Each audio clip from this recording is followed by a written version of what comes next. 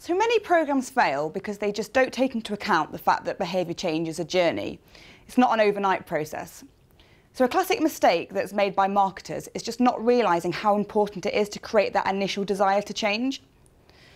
For example, before deodorants were widely used, the greatest barrier was not the absence of a deodorant, but that people had no desire to use one. However, successful marketing campaigns have activated a latent need for personal hygiene, which acted as a first step before deodorants became widely adopted. There are distinct events that might initiate people into the change journey, and some of these moments could be life stage based.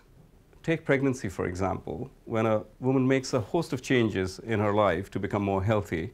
So if you have a smoking cessation campaign that is targeted at women when they're pregnant, it is just more likely to succeed because of the greater receptivity of the women to become healthy. Alternatively, such moments or moments of truth may occur more serendipitously. I remember I had no intentions of using the iPhone or the iPad, and then I was at a friend's place and I just touched the screen, and I don't know what happened.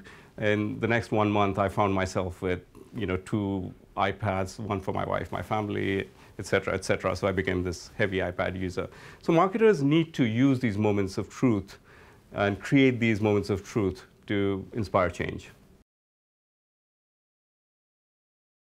Many factors involve influencing people to move across the behaviour change journey, but there are 4 which marketers must pay specific attention to.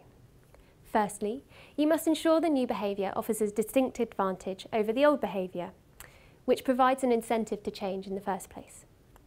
Secondly, you need to consider that there is mitigation for losses. Consumers do not want to give up their old behaviour because of the fear of losing something. A mainstream example of this would be an alternative brand to Apple, who might experience a lot of resistance from consumers concerned about losing all their music and videos when switching to a new system. Thirdly, consumers need to be confident that they have the skills to make the change. So there's a self-efficacy issue here. To use the Apple example again, a barrier to switching operating systems may be the effort required to learn a completely new one. And finally, social norms play a huge role in influencing consumers. People are affected by what they think other people do. The likelihood of someone adopting a new behaviour therefore increases significantly when the social norm is in favour of that behaviour. Conversely, it's very difficult to initiate a new behaviour against the prevailing social norm.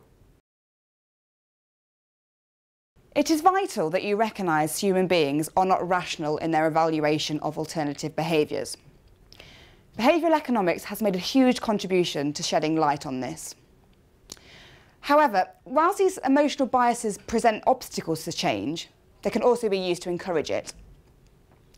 As we know, behavioural economics has told us people strongly prefer avoiding losses to acquiring gains. And this fear of loss can form a key barrier to behaviour change. Another common trait of human behaviour is a tendency to stick to what we know and what is easy, even when the change is desired.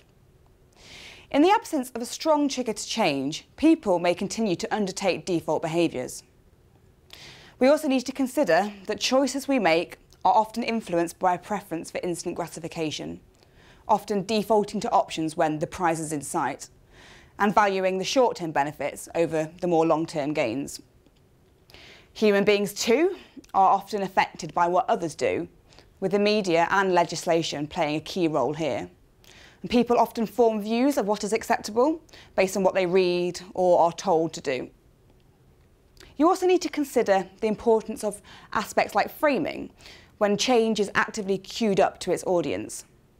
You also need to consider that consumers have a tendency to blow hot and cold, so people act very differently when they are in the moment.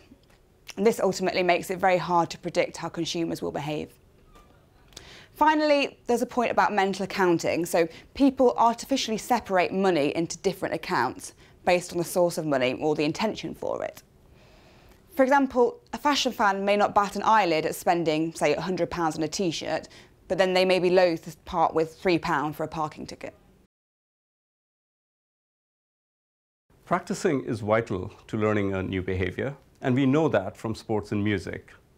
Enabling people to practice the behaviour and providing support to help them carries a significant influence in reinforcing the change. This may, for example, translate into clear actions once the consumer considers a new behavior when buying a new technology.